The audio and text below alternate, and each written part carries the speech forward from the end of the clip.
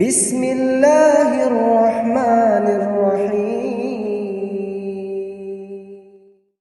dalam Musnad Imam Ahmad ya, disebutkan sebuah hadis dari sahabat Mu'ad bin Jabal radhiyallahu an ya, bahwa suatu hari Nabi SAW bertanya kepada para sahabat, maukah kalian aku beritahu tentang amalan yang paling baik bagi kalian, yang paling suci di hadapan Raja kalian, dan paling tinggi di dalam mengangkat derajat kalian? Bahkan dia lebih baik daripada menyedekahkan emas dan perak.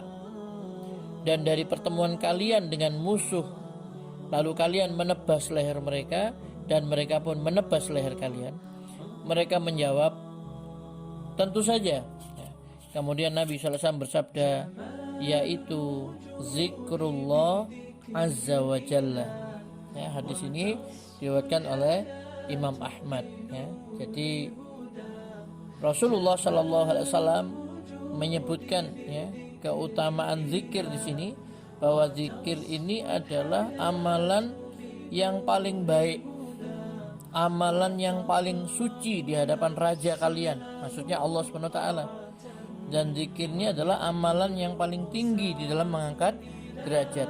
Bahkan zikir itu lebih baik daripada menyedekahkan emas dan perak, atau memenggal leher musuh, atau musuh memenggal leher kita ya, yaitu zikir kepada Allah Subhanahu wa ta'ala. Saudaraku yang dimuliakan Allah Subhanahu wa ta'ala, di dalam hadis yang lain Nabi SAW memberikan satu perumpamaan ya, perumpamaan bagi orang yang berzikir kepada Allah Subhanahu wa ta'ala dengan orang yang tidak berzikir kepada Allah Subhanahu wa ta'ala. Itu seperti orang yang hidup dan orang yang mati. Masalul ladzi yadhkuru rabbah wal ladzi la yadhkuru rabbah masalul hayyi wal mayyit. Perumpamaan orang yang berzikir kepada Tuhannya, kepada Allah Subhanahu wa ta'ala, dengan orang yang tidak berzikir kepadanya adalah seperti perumpamaan antara orang yang hidup dan yang mati. Jadi orang yang berzikir kepada Allah seperti orang yang hidup, orang yang tidak berzikir kepada Allah Subhanahu wa ta'ala itu seperti orang yang mati ya. Karena itu ada seorang ulama mengatakan, zikir itu bagi hati bagaikan air bagi ikan. Maka bagaimana keadaan ikan apabila dikeluarkan dari air ya? Jadi ikan kalau dikeluarkan dari air, maka ikan itu akan menggelepar ya, akan kemudian lemah, kemudian mati.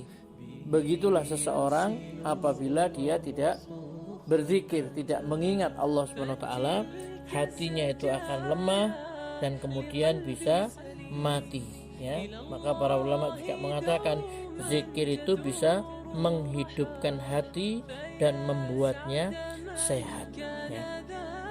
Saudaraku yang dimuliakan Allah Subhanahu wa ta'ala, ketika menafsirkan surah Ar-Ra'd ayat 28, Allah berfirman, yaitu orang-orang yang beriman dan menjadi tentram hati mereka karena mengingat Allah.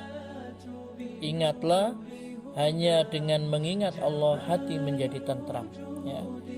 Surat Ar-Ra'd ayat 28. Imam Asy-Syaukani beliau mengatakan yang dimaksud dengan zikir di sini adalah tilawah Al-Qur'an, membaca tasbih, takbir, tahmid dan tahlil ya.